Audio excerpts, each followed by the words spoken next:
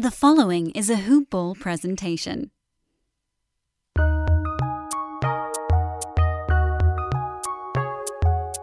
Welcome to the Fantasy NBA Today podcast.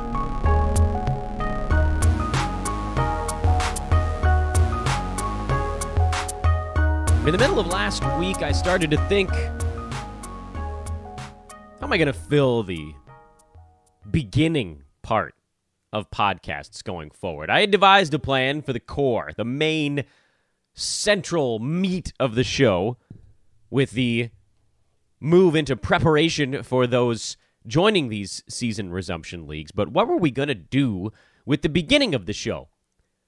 I don't have to do as many promos because we're working on really cool ad spots. Shout out to Luke and his amazing work behind the scenes on all of that stuff. So what's the beginning of the show now besides just saying hello? And then I remembered that when the NBA is 37 days away, news happens. We got news every day. We talked about Davis Bertans opting out of playing in Orlando on yesterday's podcast. We'll pick up where we left off on that front, and then we'll segue into our next handful of teams as we prepare for the season resumption leagues, if you guys are going to join them, which I will be. But first, welcome to Fantasy NBA Today. I am Dan Besbris. This is a Hoop Ball presentation, hoop-ball.com, the website, at Hoop Ball Fantasy on Twitter. I am at Dan Besbris, DanBesbris. Welcome to all of those listening to the podcast for the first time. You're catching us in a weird time of year, but probably a good time. Because if you're listening in and you're tuning in now for the first time, it means you're probably thinking, how do I get back into fantasy NBA in general when there's only 8 games coming up? Well, lucky for you, there will be 8-game leagues, and lucky for you, we're breaking them all down. So again, that's at Dan Besbris on Twitter. By the way, hit me up if you guys want to get involved in our sales or DFS operations here at Hoop Ball, at Dan Besbris. Again, if you're a salesperson and you have daytime availability, mainly Pacific time call hours, that's how that would generally work, hit me up. And if you're a DFS person, you don't have to be a pro yet, but you think you got what it takes, bug me. I'll get you in touch with Mike Apotria, who's running our DFS Today podcast when that comes back here in a couple of weeks, and he'll put you through the ringer. Guess I can't say the ringer today. Villain of the day on Twitter was Bill Simmons. If you haven't looked at some of that stuff, go do a little deep dive, climb on down the rabbit hole, see what turns up.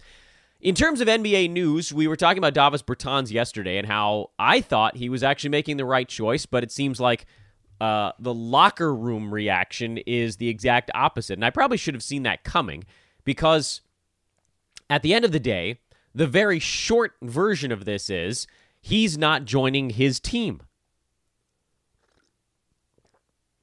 He is healthy, and he's not joining his team. He is putting his future ahead of his present.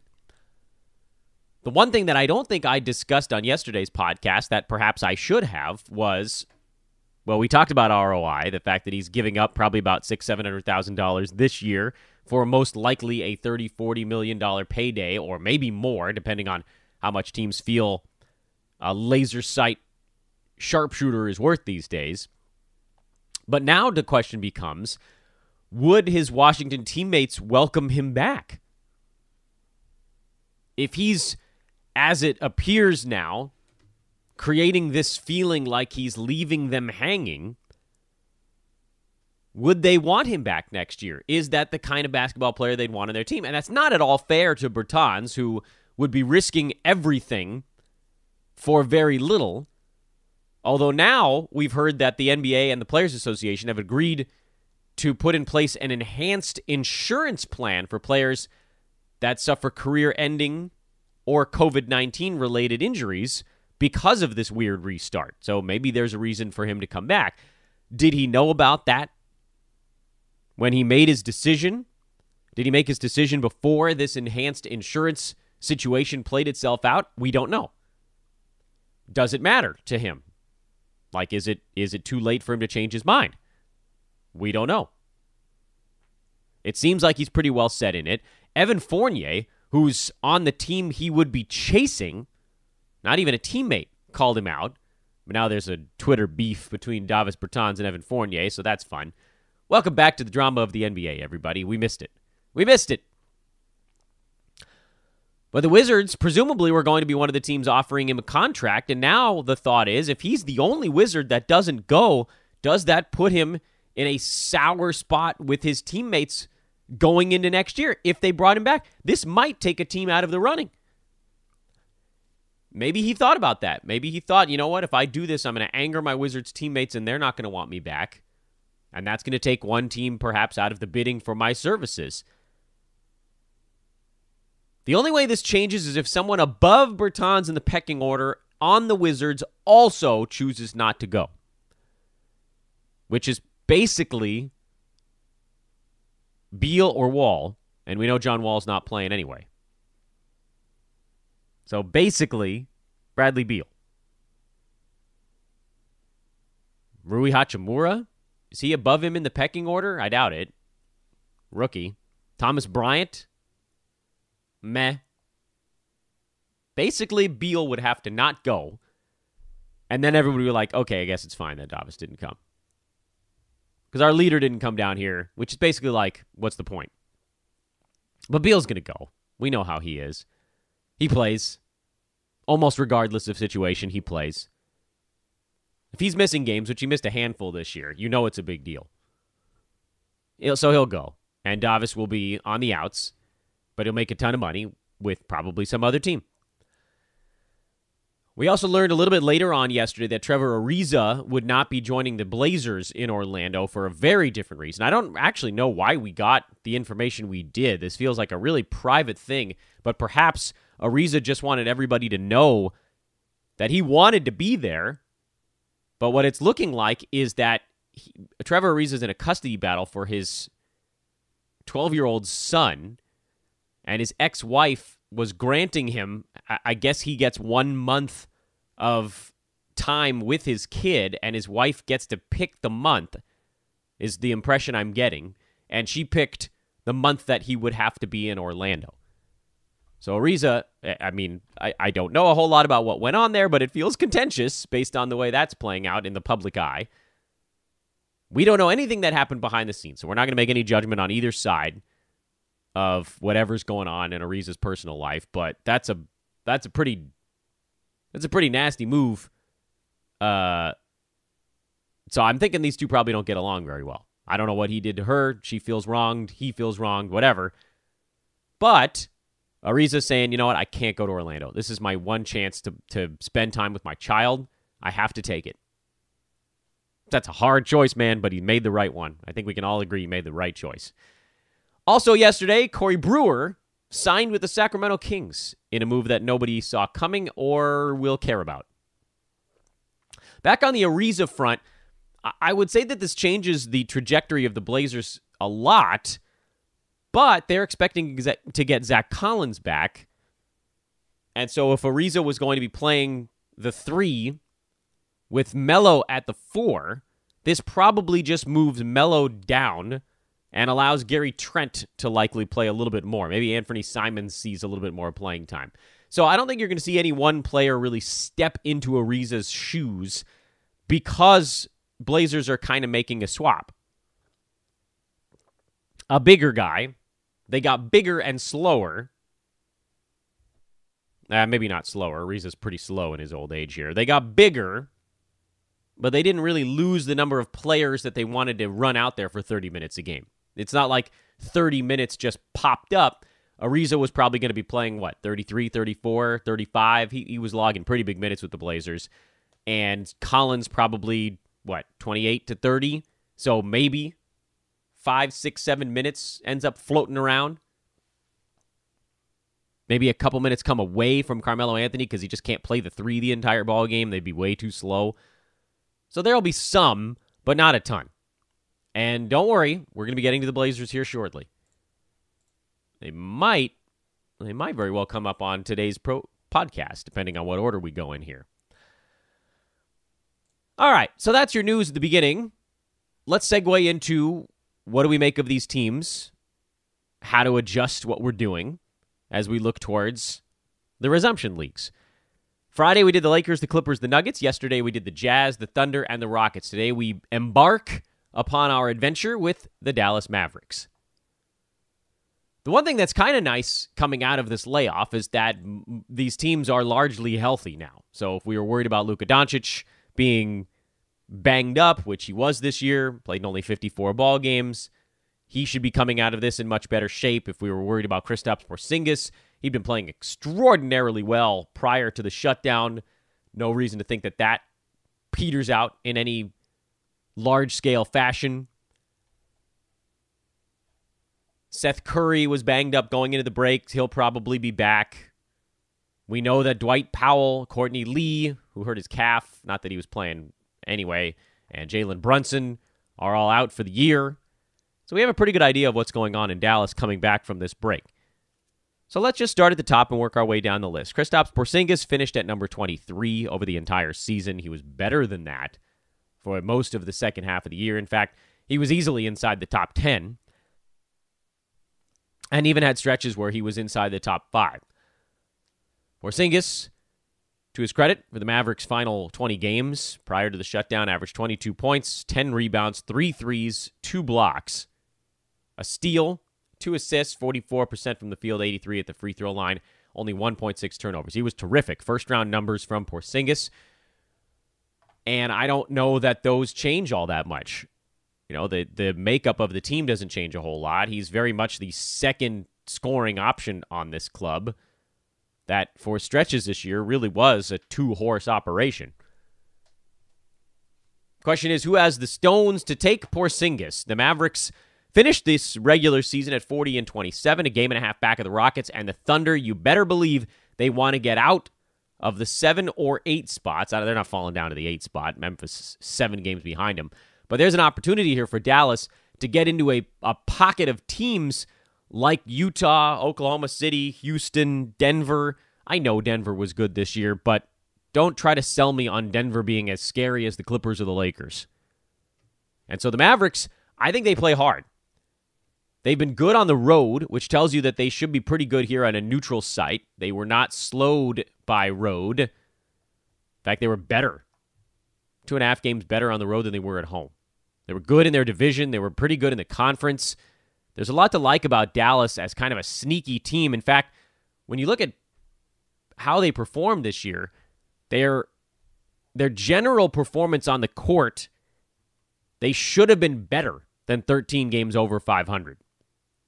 They lost some tight ones and they won some blowouts.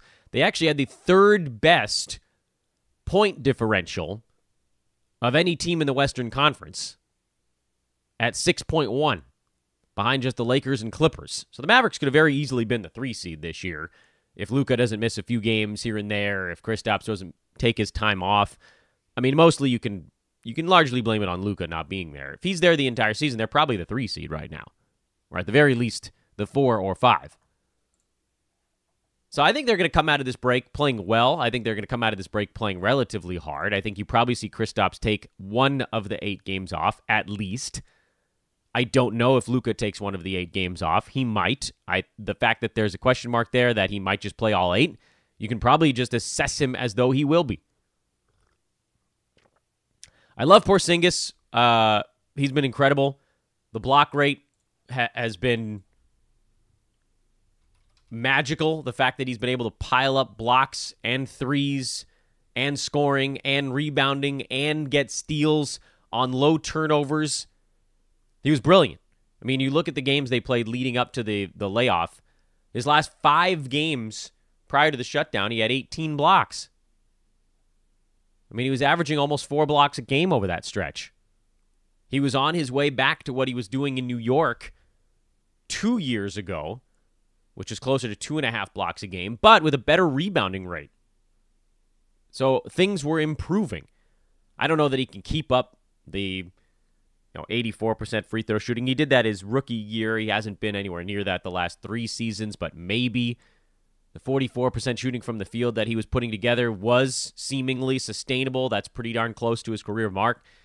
I don't see a reason for him to do less than he was doing prior to the break, which puts him as a late first-round guy at probably isn't going to be drafted as a late first-round guy.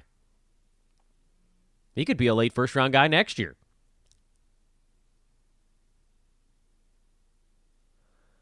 Luka, on the other hand, is sort of a weird story because on the season he was number 24, but the first 2 months of the year he was a top 8 guy.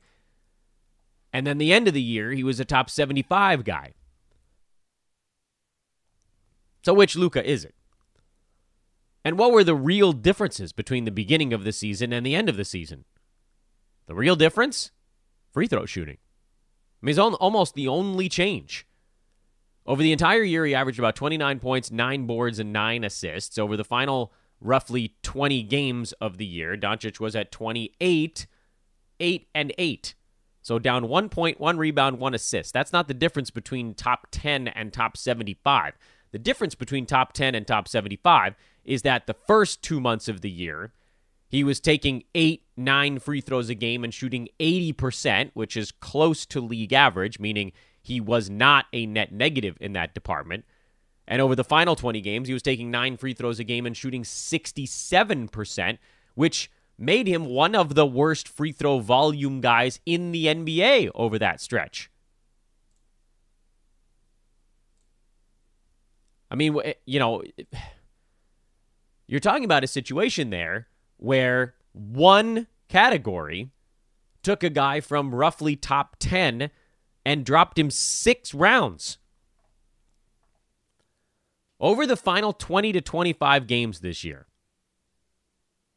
Giannis, who shot 67% on 10 free throws a game, Gobert, who shot 64% on 7 free throws per game, Andre Drummond, who shot 51% on 5 free throws per game, and Luka Doncic were basically in that same grouping of guys that were just straight tanking your percentage.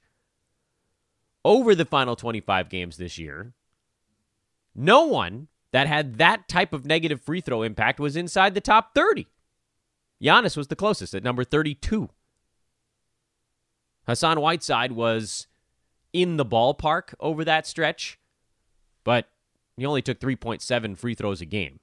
And so that's what allowed him to stay up among the top tier guys. So it's damn hard, especially over a smaller sample size, to maintain upper level value when you have a category where you are quite literally losing the category for a team every single week. And if it's roto, for the year, even worse. You know, there's these anchor categories we talk about so often on the podcast. They're very real. There's almost no one in the NBA that was in any other category that was having that kind of negative impact the way that Luka and Giannis and Gobert and Drummond were having in free throws over those last month and a half, 2 months of basketball. So what the hell? Which Luka comes back from the break? That's the question here. And when that question is hanging over us, I tend to say, let someone else take the risk there. It's not like he's going to fall in drafts. It's not like Whiteside this year, who was falling, and we said, look, even if his free throw shooting is horrible, he's still probably going to hit his ADP, and then the question is, how far above it could he go? Well, when Zach Collins got hurt, the answer was way the hell above it. With Luka, you know, he finished at number 24 in 9 category leagues. He's probably going to get drafted ahead of that. And we already saw him post this top 75 stretch. So, like, there's very little room in front of where Luka's going to get drafted. He's probably going to get picked inside the top 15 in resumption drafts. He's probably going to get picked inside the top 15 next year also. And if everything hits, he could be a top 10 guy. But if free throws slip or field goal percent slips or anything else isn't quite the same usage as it was, there's just so many ways that things could end up on the wrong side of that top 15 pick. If his ADP is 15 and the highest he could go for a year is 9 and the lowest he could go is, we saw it, 75 for a multi-month stretch, that's not a great bet. There's a chance. Every bet has a chance, but it's a long shot. And so in situations like that, I normally end up saying, well, we're just not going to draft this guy. Yeah, we would obviously draft him if he fell into the 20s and 30s, because then you create a much more even window on the front and back end. But he ain't falling that far. It's just not happening. What about the more fringy guys on Dallas? Well, prior to the shutdown and prior to his own injury, Seth Curry was actually performing the best of anybody else on the Mavs. Over the final 20 games he played, Seth Curry was hitting three-pointers at an ungodly clip. 17 points, 3.3 three-pointers a game on 56% shooting from the field. He is his brother's brother. He's a Curry. The forgotten Curry, but damn, he's a knockdown shooter. I would take a chance on Seth Curry. It seemed like they liked what he was bringing as a floor spacer. He doesn't do many things wrong. He's going to have to hit a bunch of threes if he wants to hold his value. And he's going to probably be in some kind of battle with Tim Hardaway Jr. for those perimeter touches. But they seem to be ramping him up as the season was ramping down. Tim Hardaway Jr. and Maxi Kleber are the only other guys on Dallas that I would think I would consider at this point. Although, again, you're looking at Dorian Finney-Smith, who was 129 over the last 3 months of the year, 150 for the season. Even if you shave off 8 teams and take 27% of the names out in front of him, I'm still not sure he's a guy I would use. Delon Wright never really settled into a role. So, to me, you're looking at the names that we just listed. Kristaps, Luka, obviously. Seth Curry, Tim Hardaway Jr., Maxi Kleber. Where do we take those guys, if at all? I think you can consider all of them. Tim Hardaway, he was getting starts alongside Porzingis and Curry. He was just chucking away, which isn't nothing. You know, he was inside the top 90 over his last 25 games. Over the last 10, 11 games, he was inside the top 80. Delon Wright actually posted a tiny bit of value in there, but I think Luka might have missed a game, and there's some weird stuff going on. I'm not going to do the Delon Wright thing in these 8 games. He's really more of the plotting type. But I think you're taking Seth Curry as one of your later round picks. There's decent upside there in the percentages and the three-pointers. There's enough to take a look at it. Kleber, there's enough upside there as a big man. He's not going to have a massive role. He's not going to rebound a ton with Porzingis grabbing most of them. But he'll get you some threes and some blocks. Kind of a quiet producer. These are all late-round guys. And in terms of what order I would consider taking these late-round dudes, it would be Seth Curry, then Kleber, and then Hardaway. Mostly because I just don't trust Tim Hardaway not to go, 4 for 20 some night. Even if he actually might have the ever so slightly greater odds of finishing in front of Kleber, I think I'd rather have Maxi. Just with the way I generally play a Roto League. Especially in this short sample size, you can't afford to have even one game from Hardaway where he goes 4 for 20. It's crushing. Will crush your team. So I like the Mavs. I think there's a lot of potential values there. I think Doncic is probably the only one on the team that doesn't end up as a good draft value heading into this resumption. Let's talk Memphis Grizzlies.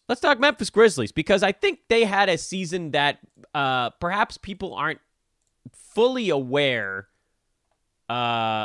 exactly of who had what value. And what I mean by that is, if I just said to you, Memphis Grizzlies, who is the most interesting player on the team, I'm guessing a lot of folks would say Ja Morant or Jaren Jackson Jr.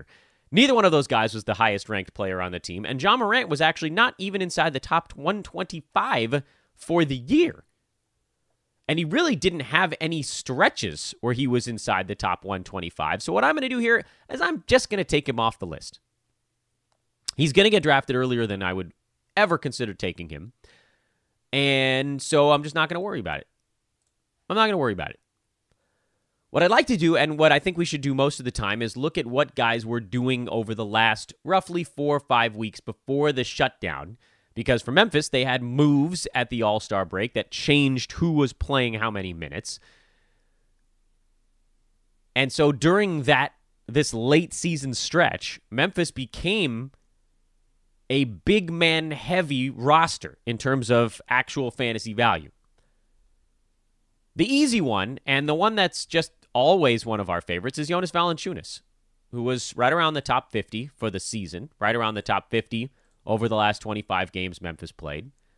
And there's no reason to think he moves off of those numbers now. Almost nothing that happened this year changed what he was doing on a game-to-game basis. Almost nothing. He was just like right around 27, 28, 29 minutes almost every single night. Double-digit points, double-digit rebounds. Sometimes he'd float himself into a little bit, a block and a little bit more. Great field goal percent, decent volume. Free throw numbers were oddly low this year, so he even could have been higher. And then if you take out 27% roughly of the teams in front of JV, his top 50 becomes more like top 36-ish. 36, 37. So there's a very real chance that JV is an inside the top 40 guy during this resumption era. And I think that's probably where he gets drafted. I feel like people now have seen what he's doing. He's a very predictable asset. Jaren Jackson Jr. is a less predictable asset because he had stretches this year where he was flat out brilliant. He had stretches this year where he was flat out horrible. When it all averaged together, he finished at number 66. He's still a unique talent in the NBA because he's sort of Kristaps light, blocks and threes, but he doesn't rebound like Porzingis. I mean, he's not nearly as big. Kristaps has him by quite a lot. Doesn't score as much because, well, this team spreads things around a little bit more. But the blocks and the three-pointers, there are comparisons there. The field goal percent maybe a little bit better for JJJ. Free throw percent a little bit better for someone like KP. So we understand the upside, and we understand why everybody is constantly hunting Porzingis. And we understand why folks are hunting JJJ. I think he's going to go earlier than I'm willing to take him again. Although I do think he's going to be fine. I have no idea. There's such a wide window of where he could end up this year. I mean, he had a 1 month stretch where he was posting top 25 numbers. What if that happens for 8 games? It could. But most of the year, he was back in that 75 range, and I think that's where you just have to assume. I mean, if someone's there for most of the time, that's the assessment we have to make going into the draft. Say, okay, well, that's where he was most of the time, so that's where we should assume he'll probably spend his time now. If he was a top 75 guy for 80% of the year and a top 25 guy for 20% of the year, there's still a 20% chance that he's a top 25 guy. But you go with the odds. You play the odds. Perhaps the name on this team that's the most interesting is Brandon Clark because he had a ton of buzz coming into the season. He was going way early during drafts back in October of last year, which was a real shame because I know we were trying to target him at Hoop Ball and he just kept getting pushed up the list. And he had, by all accounts, a good fantasy season, but not a loud fantasy season. He was top 80 for the year, 12 points, 6 boards, a little less than a block, 62% from the field, 79% at the free throw line, almost no turnovers. It was a very good fantasy season. Everything about that was helpful, but there was nothing that was loud about it. His best category was field goal percent, and nobody pays attention to that unless you're doing something else, like DeAndre Jordan. Everybody was looking, back in the day, you were like, oh, well, he's a rebounding field goal percent guy. Because you were like, oh, he's getting 13 rebounds, 14 rebounds a game, and then bonus, he's shooting almost 70% from the field. Rudy Gobert, one of his best stats is field goal percent. But the only reason we notice it is because he has 14 rebounds and 2 blocks a game. Brandon Clark, he had the field goal percent. Far and away his best category. Massive positive impact there. But I don't think anybody was really paying attention to it because his rebounds were average. His blocks were average. Free throw percent was average. Scoring was a little bit sub-average. Turnovers were nice, but nobody pays attention to those. So, top 80, and again, now we do our calculation on the fly. About 21, 22 teams, or 22 players, I should say, should come off the board in front of him. Brandon Clark, with these same exact numbers during the resumption era, could be more like a top 60 guy. I don't think he goes there. I think people are going to be hunting dudes in that range. And we have to remember that everything is going to shift forward. So 12-6 with okay everything and great field goal percent, might be a top 60 player right now. It's going to be weird. And then John Morant. 18 points, 7 assists, a steal, all that, 49% from the field. All that seems really good, but three-pointers low, steals pretty low, free throw percent not good, turnovers high. He's just not there yet. He's not there yet, especially on a good rebounding team. JV, Brandon Clark, JJJ. Some of the other guards are actually not terrible at rebounding. Last name I want to mention is Justice Winslow, because there is a chance he comes back for this team. Guys, don't do it. Don't do this to yourself. And don't make me do this to you guys again. I don't know how many times we have to talk about it. Justice Winslow is not a 9-category asset. He's not. Even in his finest moments, you're still looking at Lance Stevenson with worse percentages. He had 12, 5, and 4. That sounds fine with a steal, but 43% from the field, 63% at the free throw line. He's a 64.5% career free throw shooter and a 41.5% career field goal guy who doesn't hit three-pointers, doesn't get many defensive stats unless he's playing 34 minutes a game. He's okay in that department, but not good. And so now you're talking about exclusively rebounds and assists from a wing. That's all you're really getting there. Just don't do it. Don't do it. There's not enough. There's not enough there. Even if they gave him the minutes, he's still behind Morant and JJJ and JV in the pecking order. Not enough. And Dylan Brooks. I want to talk about running hot and cold. Dylan Brooks is running hot and cold. He is one of the worst field goal percent guys in the NBA. You're never going to get me over that hump.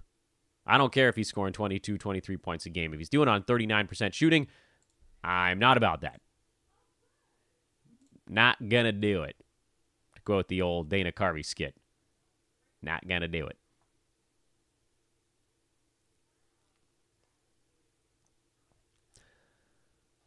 How we doing on time? All right, let's move into the next one. The Portland Trail Blazers. We started to talk about them just a couple of minutes ago because Trevor Ariza is not with the club. And that removes one of their really nice fantasy assets. But the question now for Portland becomes, what is Zach Collins going to be?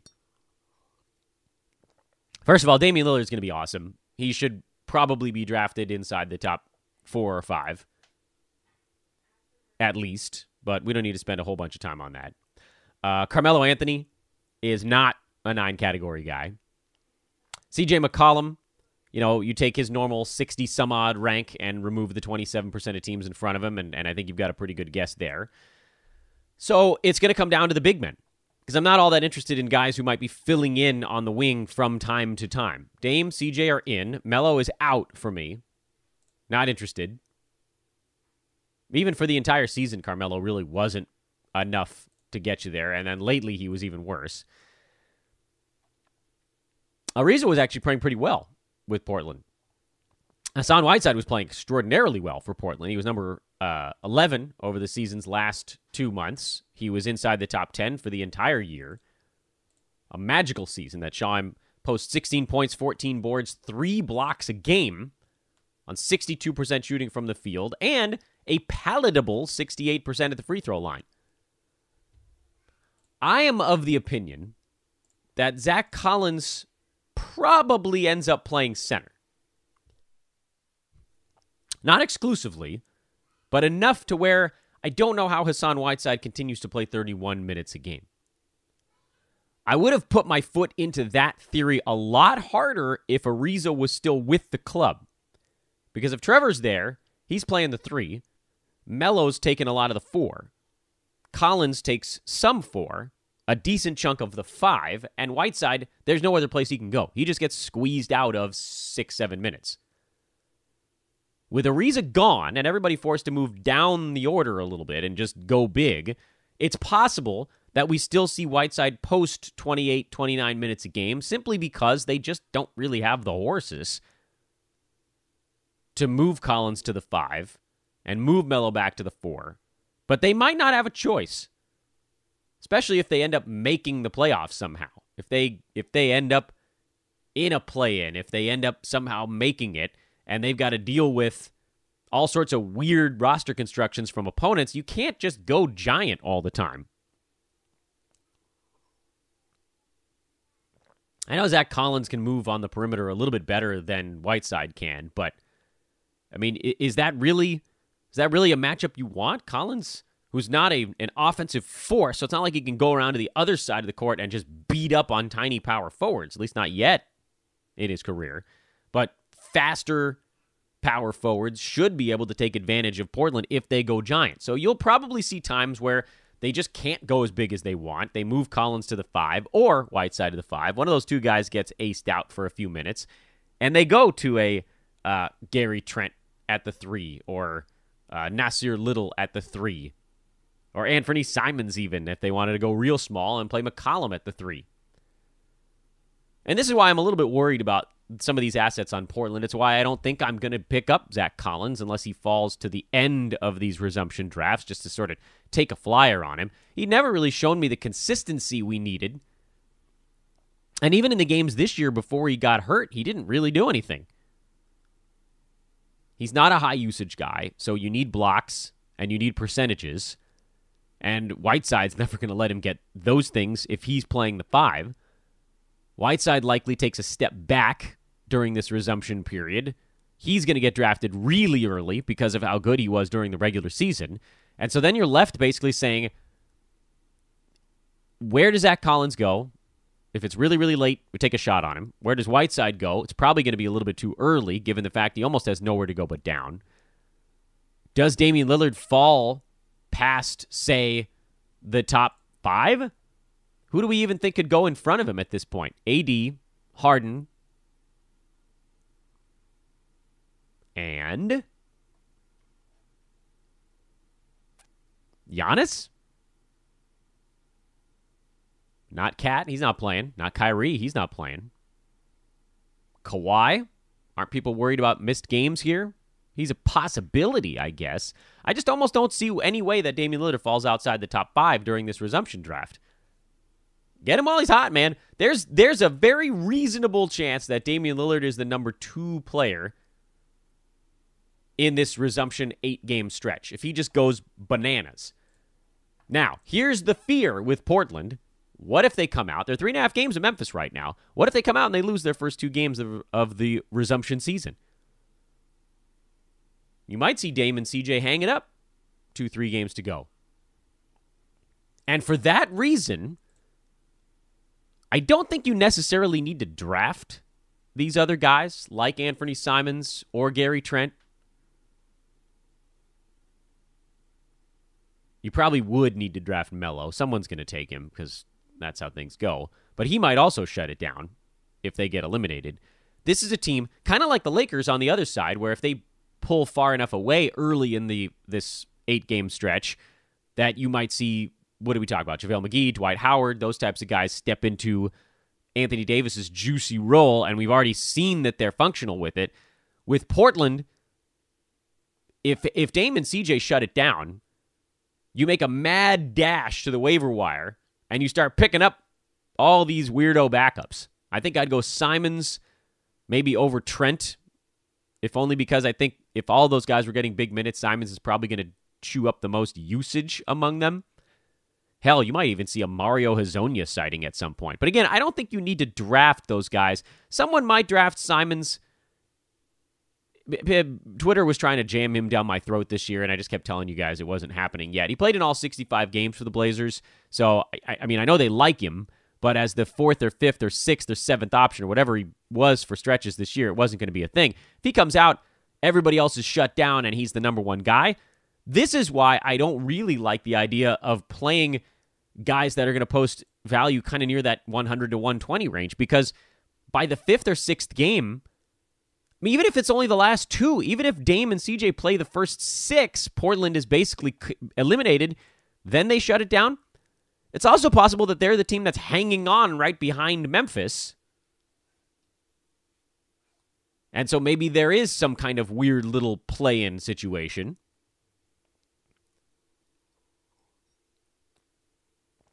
If they stay close and New Orleans and Sacramento fall back, or San Antonio falls back, maybe they do play all 8. So I don't think there's anything that's a guarantee with this team, and it's why I don't think I would use roster slots on those backups the same way I would use roster slots on Lakers backups, because on that team it's just a matter of time. 2, 3, 4 games. At some point they're going to win enough to where home court is wrapped up, whatever the hell that means. It's not even home court. It's just the number 1 seed.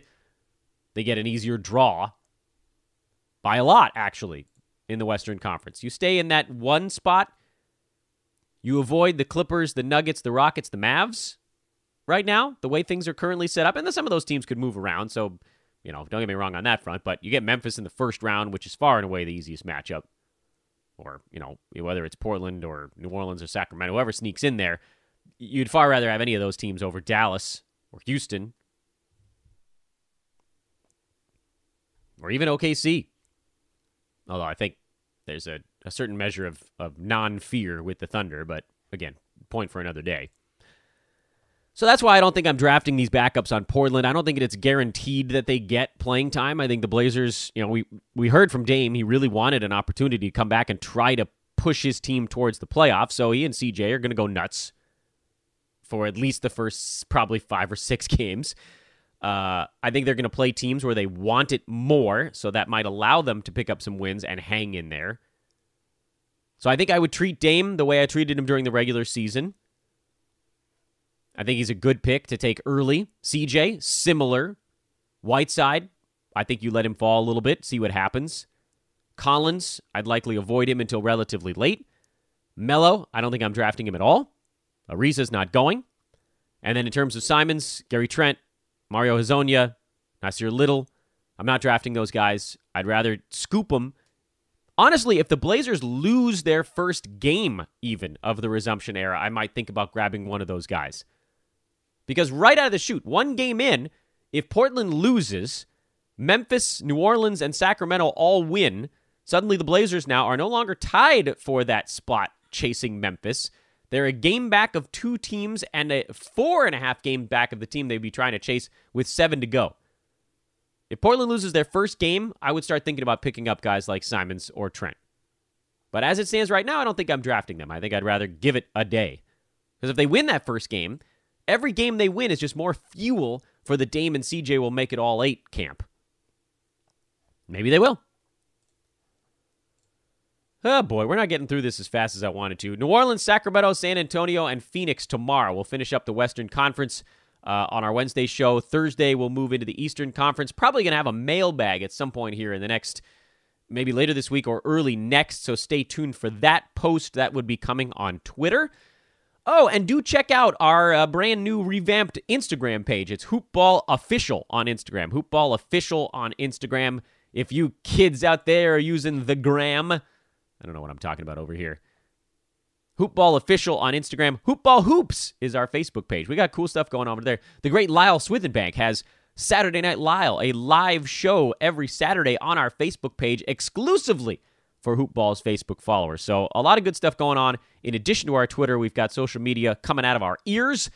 Again, once more, hit me up if you want to be part of our sales or DFS team at Dan Vespris, DanBesbris on Twitter. And stay tuned. News breaking throughout the day these days.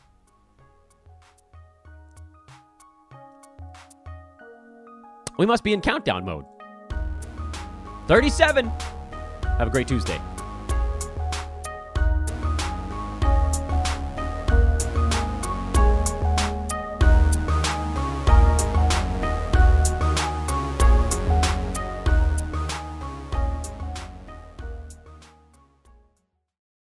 This has been a Hoop Ball presentation.